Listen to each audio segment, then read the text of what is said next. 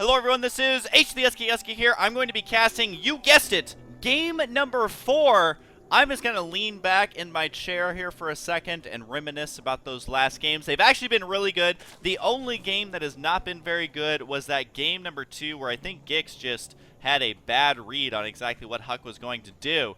But yeah, in game number 1, we saw a perfect hold on a 4-gate. We saw a perfect timing on those roaches. And we saw perfect unburrows twice that acted as force fields. So you don't think Zerg have force fields. giX disagrees. See unburrowed on those units. So giX is going to be spawning up here in the top center side. And he's currently down 2-1. But after that last game we just saw, he didn't lose it. But he came very, very close.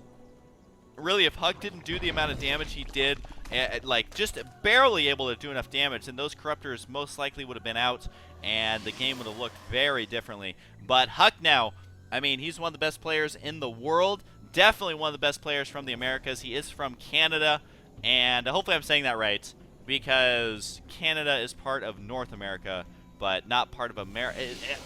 Every time I say it, I get in trouble. But basically, Huck is really darn good no matter where he's from. So that is awesome stuff. And yeah, so a little bit of Canadian pride here on the line. But again, giX, I mean, in games 1 and 3, he did really, really well. I got to hand it to him. It's not easy to put a good showing up against Huck because Huck is sick good. And I think maybe he was a little nervous in that last game. Looks like this probe is going to get surrounded. The Huck probe, Huck Norris probe, does get destroyed. Perfect control there by giX. This is what I'm talking about. Is giX game sense, timings, micro has all been pretty good.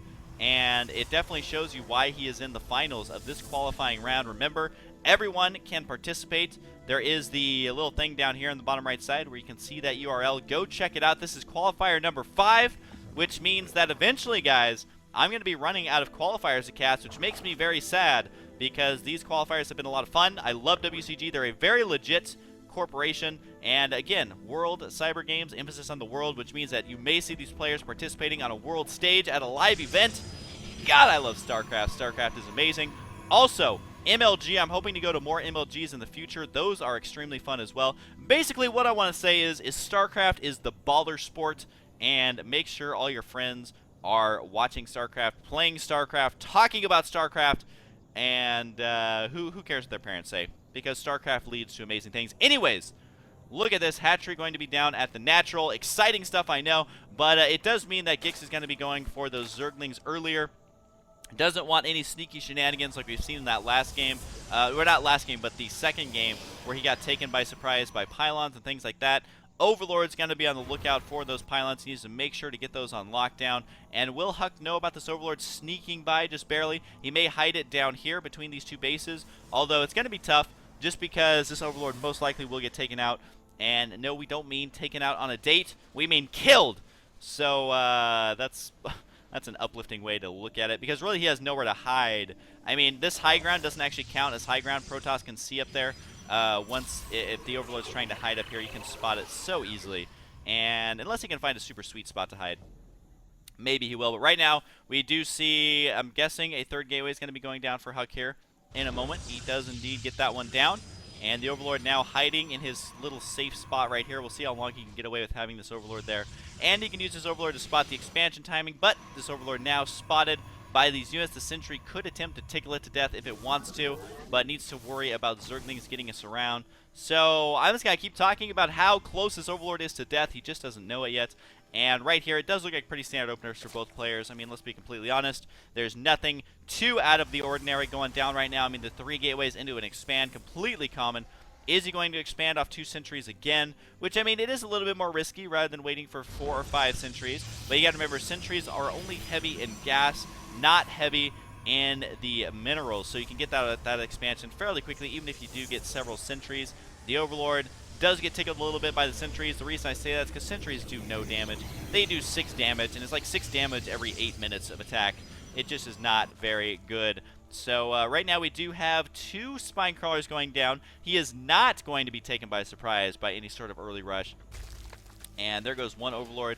Now the second Overlord could potentially go down. Zergling's hacking away at this Nexus, but they're going to get taken out. Look at the positioning that Huck does. He micros to the right because he knows that's where the Zerglings are going to run, and because of that, he was able to kill one additional Zergling, which, you know, it may not sound that... It's kind of hard for me to say out with a straight face, but every unit does count, so Huck, if he can kill off, you know, just an additional Zergling is great. And if giX is smart, he'll run the Zergling down here to see if this Nexus is going to be canceled. He also has the Overlord there that can spot it.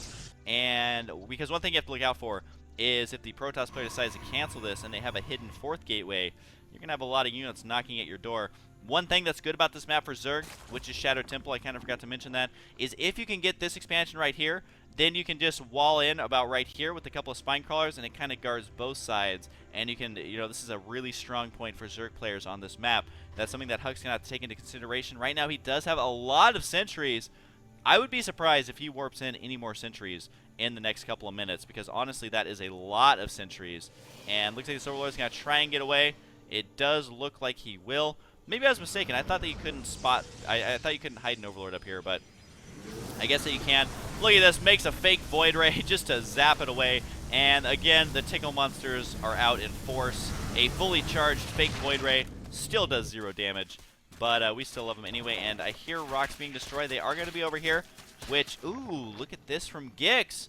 Taking a base I would never expect as a Protoss player for a Zerg player to take. Now, there is going to be a Phoenix out and about. Of course, this is going to be that fake Phoenix. He's not tricking anyone. And we'll see if he's able to spot this expansion. He does move in right here, sees the natural, and then the fake Phoenix does get destroyed. But I don't know if Huck is going to know about... Oh, nope, he is going to spot it with this fake Void Ray. Look at the scouting from Huck. He realized that something is amiss. And it looks like, yep, it's going to get spotted. Huck knows all about it. And our Zerg player, you see him, he had his hatchery selected right there. High probability that he knows Huck knows about it. And all of a sudden, this becomes very difficult for the Zerg player to defend. Unless he can force the Protoss player to have to split up his army, and then he can try and punish the smaller army. And we will see. Right now, we do have 11 roaches on the way. We have double Roach Warren again. He's done this almost every single game, so obviously it's not a mistake. He loves getting those early roach upgrades, which I can't say I blame him, because roaches are sick good, especially for the cost. They're very low cost. You just have to make a lot of Overlords, which is, you know, something that we're seeing, is he's not supply blocked at all. 82 supply out of 110. We do have the rocks being destroyed right now. Fake Phoenix moving out to see if this hatchery did indeed finish. He will spot it, and yes, it has. So can giX hold on to this third base? If he can, he's going to be in pretty good shape. We do have some Huck Immortals on the way. The reason I call them Huckordals or Huck Immortals is just because they are terrifying when they are when they're coming from Huck. Just because he is so powerful with them, he micros them very well, and I've seen him use them in PvP as well. It's terrifying stuff. Now we do have all the upgrades for the roaches. We have that burrow once again. We have the roach speed, tunneling claws, so he can be tricky with these roaches all day long. I don't know if he wants to be killing these rocks, though, just because his army could get surrounded. And also, this is going to buy a little bit of time for Huck to move out, which right now the macro of our Zerg player isn't the best because he's just double expanded. So his supply is going to be at 105. If Huck puts on some pressure here, it will be more difficult for him to hold it off, especially if these roaches do not move. The force fields could trap them. They do indeed. Gonna burrow and try to run away here. Not sure what these roaches were thinking, but Huck is going to attempt to intercept them, and he's going to cut them off at the pass. Can he get it? The force fields could be too much, and yes, the roaches are taking a lot of damage here. They will be able to kill a couple of zealots, so it's not all is lost here. He is doing heavy amounts of damage with these roaches, even though those force fields were so good. And it looks like he may force Huck back here with some hero roaches, but the force fields, again, trying to turn the tide of the battle. But giX is committed here. He's continuing to harass with these units. He will most likely want to back out, though, just because that's a lot of force fields. But right now, Huck has 0 upgrades. Our Zerg player already working on +2. It's nearly halfway done. He's trying to snipe these sentries. Is he being too aggressive here? As he is going to spot all these stalkers and be like, whoa, Nelly, I have to watch out. However, the blink has not been started yet. All he has is the stalker immortal. And so if he can get out a couple of Zerglings in the mix, that would be extremely effective, especially if the Immortals start to shoot that, because there's only 1 sentry left, which does make this army very vulnerable to a lot of Zerglings. And not one Zergling, though. That Zergling was listening in and took my advice too literally. Here comes another major engagement. Does focus down the Immortal. Going to attempt to do a lot of damage to these Stalkers. He is right up on top of the Stalker army. And it looks like he is going to have to back out here. But killing off those Immortals is huge. And reducing the energy on the Sentry even more huge. There's going to be one fungal. I believe he fungaled it there. But that Infestor does get taken out. The Pathogen Glands upgrade has finished. These drones need to go back home. This is where the big boys play, is in this battlefield. Look at that, burrowing that one Roach just in time. He's going to try and get us around here. Another Infestor. The thing is, though, is he's not using these to do, damage with the Roaches. He's only using them to bust through the shields, which is not a good spot to be in. Now, he does have +2 attack finished. The Observer is going to spot these units. These drones are all going to get taken out. That's why they were forced to attack there. And can he get some good fungals off? Again, the fungals against the Stalkers aren't really for damage. Usually it's for preventing them from running away. He does kill a couple there, though, but you can see just how many fungals it takes to kill off this army.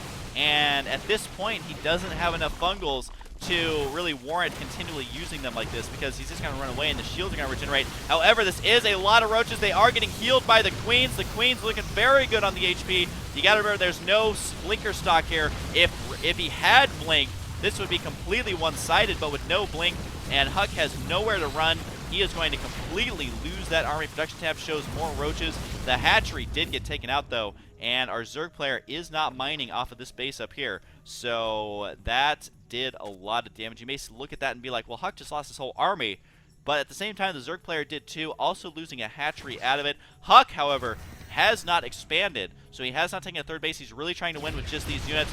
Getting one free Infestor kill is a good step in the right direction for him, and these Queens do need to get back to work. Once again, we see giX not utilizing creep tumors at all. He's only got a couple in his main base. There's going to be another engagement in the center. But Huck's army, I mean, if you keep making Roaches versus Huck, he's going to make the units that are really good against Roaches.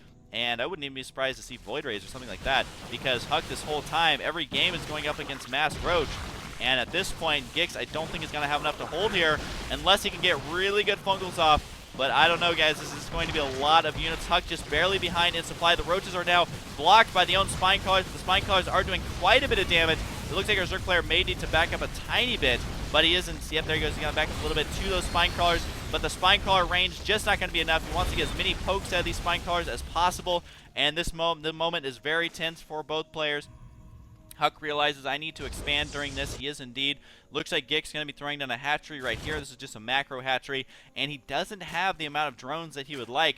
Units tab shows 46 drones and 57 probes. It does look like this Stalker, he's kind of the Stalker that everyone makes fun of, because his job is to go kill 2 extractors.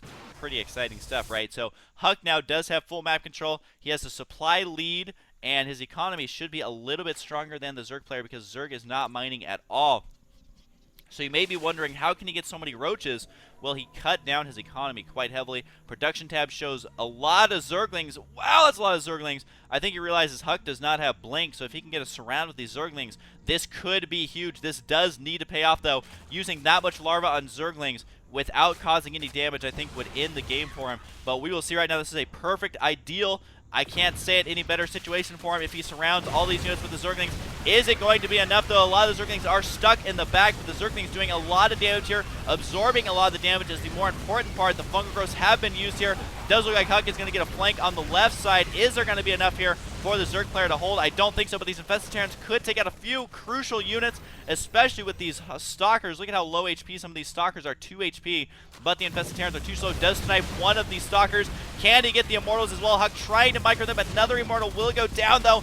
giX is pushing out across the map. He needs to expand during this time. I don't know if this is going to be enough for him to win the game, especially with a couple of force fields going down. It is not going to be enough.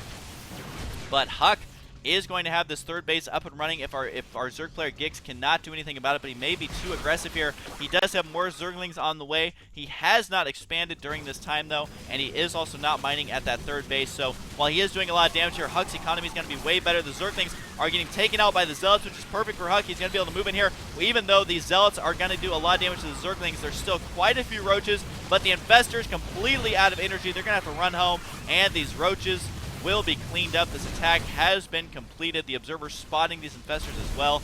Although, no, the attack is not completed. More units rallying down here.